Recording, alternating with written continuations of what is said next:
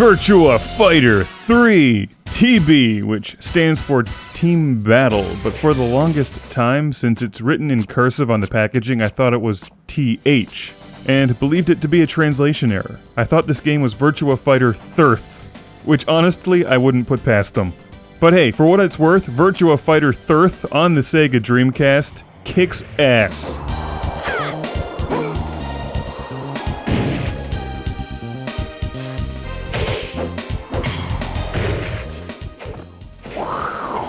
It's the wind effects that make it. Released in 1999 for the Sega Dreamcast, Virtua Fighter 3 is not the eye candy that you'll find with Soulcalibur and Dead or Alive 2. Or at least it wasn't back then. If anything, I think this game has aged better because it's not being compared directly to Soulcalibur and Dead or Alive 2, which looked really good. They still do. And this game looks pretty good too, certainly far better than its Sega Saturn counterparts. I think there's 2 characters added from Virtua Fighter 2, and the gameplay is extremely similar, but definitely suffers because of the Sega Dreamcast controller. You can play with the D-pad, and it's not an unplayable experience, but frankly, the Saturn controller blows away the Dreamcast controller for these kinds of games.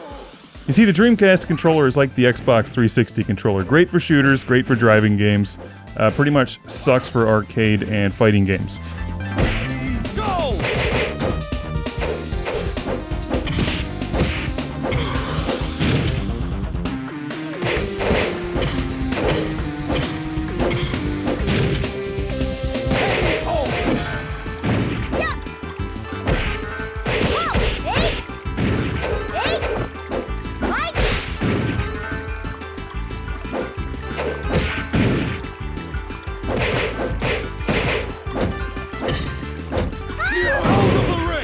Virtua Fighter 3 is smooth, it's playable, the backgrounds look very nice and the environments complement the game nicely. Ready, go!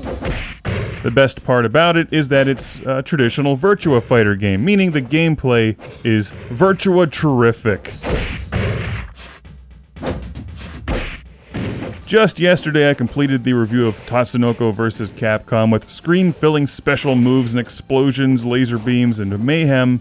There's none of that in Virtua Fighter. It's a very traditional, straightforward fighting game. That's why people who enjoy the Virtua Fighter series enjoy the games. At least that's why I think they enjoy the games. Maybe it's the music. It has that traditional Sega cheesy arcade-style music going on, that's for sure.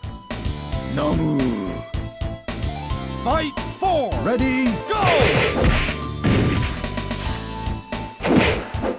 They're challenging because it's about simple attacks that could almost happen in real life. And frequently, when you play against a friend who's good, it's more about defense than offense. While there's not that many fighters in Virtua Fighter 3, they have a nice variety of different fighting styles, which keeps the game exciting, and each of them also has a sufficiently cheesy one-liner. I will be so disappointed if they ever remove the cheesy one-liners from the Virtua Fighter series. The cheesier the better, I say. The loading times in Virtua Fighter are fast. You can obviously play your friends locally on the same television, old school style, and even make adjustments to the camera perspective, which don't really add anything to the gameplay, but you can do it. I look forward to our next bout. They tried the same thing with Bushido Blade. It didn't work any better in that game either. Possibly the greatest feature in Virtua Fighter thirth is the price. Yeah! Fight 4. Ready, go! It's just ridiculously cheap. Almost all of the Sega Dreamcast stuff, including the Dreamcast itself, is undervalued. They last a long time, they're easy to find replacement controllers for and VMU cards, and there's really fun games on the Dreamcast. Like this one, Virtua Fighter 3 TB, Team Battle. I'm faster than lightning. This game was donated by Eric in Dallas, Texas, who also donated a number of other Virtua Fighter games. Thank you very much, Eric. I really dig this game, like kicking Jackie off the roof of a building. Out of the ring! Sultry. Nice glasses. Here's a look at the team battle mode, which is fun. You make a team and fight with them. pretty straightforward. Like many people, I overlooked this title because of the more glamorous third-party titles on the Dreamcast back in '99 and 2000, games like Legacy of Kain, Soul Reaver, and Soulcalibur. But fortunately, the Dreamcast lasts forever. And you can always party like it's $9.99 with Virtua Fighter 3.